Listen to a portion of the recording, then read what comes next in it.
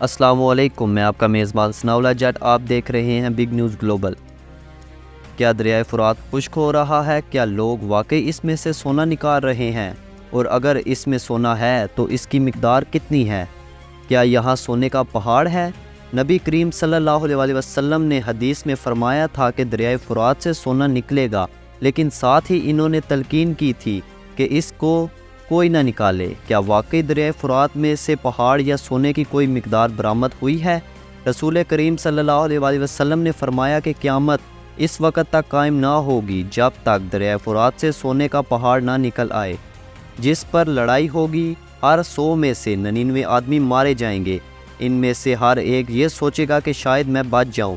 ایک اور روایت میں رسول کریم صلی اللہ علیہ وسلم نے فرمایا کہ قریب ہے کہ دریائے فرات خشک ہو کر سونے کے خزانوں کو ظاہر کر دے، لہٰذا جو شخص اس وقت موجود ہو اس میں سے کچھ بھی نہ لے۔ ان احادیث سے یہ ظاہر ہوتا ہے کہ قیامت کی نشانیوں میں سے ایک نشانی دریائے فرات کا خشک ہونا بھی ہے، اور یہ انتہائی قریب آنے والی نشانیوں میں سے ہے۔ اور اس حدیث میں یہ بھی تلقین کی گئی ہے کہ اگر اس میں سے سونے کا پہاڑ نکلے اور کوئی بھی شخص اس میں سے کچھ بھی نہ لے۔ پچھلے کچھ عرصے سے کہا جا رہا ہے کہ دریائے فرات خشک ہو رہا ہے۔ اس میں سے ایک پرانا شہر برآمد ہوا ہے، لوگ یہاں سے سونا نکال رہے ہیں۔ کچھ لوگ تو یہ بھی کہتے ہیں کہ حدیث میں ذکر کیے گئے سونے کے خزانے سے مراد تیل کا نکلنا ہے، لیکن اس پر بات کرنے سے پہلے ہم تھوڑا سا دریائے فرات کو جان لیتے ہیں۔ دریائے فرات تقریباً 2780 کلومیٹر لمبا ہے۔ یہ ایشیا کا 15واں اور مغربی ایشیا کا سب سے بڑا دریا ہے۔ اس کا ڈرین ایریا تقریباً 4,40,000 مربع کلومیٹر ہے، جو 6 ملکوں میں پھیلا ہوا ہے۔ یہ 2 شاہوں کارا اور مرات سے مل کر تشکیل پایا ہے۔ دریائے فرات کھائیوں گھاٹیوں سے ہوتا ہوا جنوب مشرقی شام سے عراق میں ابو کمال کے مقام پر داخل ہوتا ہے۔ یہ ایک بہت بڑا دلدلی علاقہ بھی بن چکا ہے۔ دریائے فرات پر ترکی اور شام کے مقامات پر بہت سے ڈیم بنائے جا چکے ہیں۔ اس پر پہلا ڈیم 1970 کی دہائی میں تعمیر ہوا تھا۔ اب تک بننے والے ڈیموں کی وجہ سے اس کے پانی کے بہاؤ میں کمی آئی ہے۔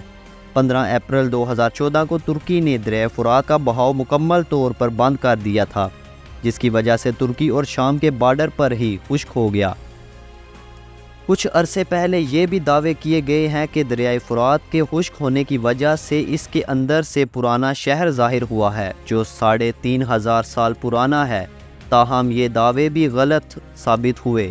یہ شہر دراصل 2022 میں دریائے دجلہ کے خشک ہونے سے ظاہر ہوا تھا۔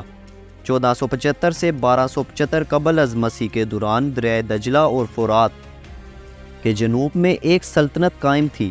یہ شہر اسی سلطنت کا ایک تجارتی ہب تھا۔ اب یہاں سوال یہ پیدا ہوتا ہے کہ دریائے فرات واقعی خشک ہو رہا ہے اور لوگ اس میں سے سونا نکال رہے ہیں۔ پہلی بات تو یہ کہ دریائے فرات میں پانی کا بہاؤ ضرور کم ہوا ہے، لیکن یہ مکمل طور پر خشک نہیں ہوا۔ دوسری بات، سونا شروع سے ہی زیادہ ڈیمانڈ والی دھات رہی ہے۔ دریائے فرات دنیا کی سب سے مشہور آبی گزرگاہوں میں سے ایک ہے۔ ایسے دعوے کیے گئے ہیں کہ اس میں بہت زیادہ سونا موجود ہے۔ دریائے فرات کی تاریخ ہزاروں سال پرانی ہے اور یہ بہت سی تہذیبوں کے لیے پانی کا ایک اہم ذریعہ رہا ہے۔ ماضی میں دریا کے کنارے پر چھوٹے چھوٹے پیمانے پر سونے کی کان کنی کے کارروائیوں کی اطلاعات موصول ہوئی ہیں۔ کچھ لوگوں نے تو دریا کے کنارے پر کافی سونا ملنے کا دعویٰ بھی کیا ہے، لیکن ان دعووں کی کوئی تصدیق نہیں کی گئی اور نہ ہی اس کے متعلق کسی بھی قسم کے شواہد یا ثبوت فراہم کیے گئے ہیں کہ دریا میں کافی مقدار میں سونا موجود ہے۔ تاریخی ریکارڈ کے مطابق قدیم زمانے میں دریائے فرات کے قرب و جوار میں سونے کے کانیں موجود تھی۔ کچھ سونا انہی کانوں سے آیا ہوگا۔ جدید دور میں شام کے مشرقی علاقے میں چھوٹے چھوٹے پیمانے پر سونے کی کان کنی کی گئی۔ یہ کام مقامی دیہاتی کرتے تھے، لیکن یہ سونے کی بہت ہی کم مقدار ہوتی ہے۔ ماہرین کا کہنا ہے کہ دریائے فرات سے اب جو سونا نکالا جا رہا ہے وہ آس پاس کے علاقوں میں سونے والی چٹانوں کی قدرتی کٹاؤ کا نتیجہ ہوتا ہے۔ ابھی تک ایسی کوئی شواہد نہیں ملے جس سے ثابت کیا جا سکے کہ دریائے فرات میں وافر مقدار میں سونا موجود ہے یا یہاں پر سونے کے بڑے پہاڑ ہیں۔ اگر ماہرین کے مانیں کہ دریائے فرات میں سونا نہیں ہے تو پھر حدیث میں جو سونے کی بات جو کی گئی ہے وہ کس طرف اشارہ کیا گیا ہے؟ بہت سے لوگ کہتے ہیں کہ حدیث میں سونے سے مراد تیل ہے، لیکن علماء کا کہنا ہے کہ احادیث میں بار بار سونے کا نام لیا گیا ہے، اس لیے اس سے مراد تیل نہیں بلکہ سونا ہے۔ ہو سکتا ہے کہ دریائے فرات کے خشک ہونے پر کسی علاقے میں کھدائی کی جائے اور بعد میں وہاں سے بے تحاشا سونا نکل آئے۔ یوں بھی ہو سکتا ہے کہ قیامت کے قریب اللہ تعالیٰ خود ہی دریا کے پوشیدہ خزانوں کو عام لوگوں پر ظاہر کر دیں۔ حضور کریم صلی اللہ علیہ وآلہ وسلم نے یہ پیش گوئی قیامت کے قریب کے لیے کی تھی۔ ہمارا ایمان ہے کہ حضور کریم صلی اللہ علیہ وآلہ وسلم نے یہ پیش گوئی قیامت کے قریب کے لیے کی ہے۔ ہمارا ایمان ہے کہ یہ حرف بحرف درست ثابت ہوگی۔ اس طریقے سے ثابت ہوگی کہ دنیا کے ہر ماہرین حیران اور پریشان ہو جائیں گے۔ یہ خالص اللہ کا اختیار ہے، اللہ جس کو چاہتا ہے جتنا چاہتا ہے علم عطا کرتا ہے۔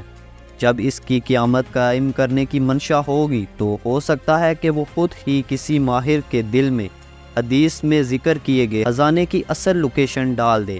واللہ عالم۔ اس کے ساتھ اجازت دیں، السلام علیکم۔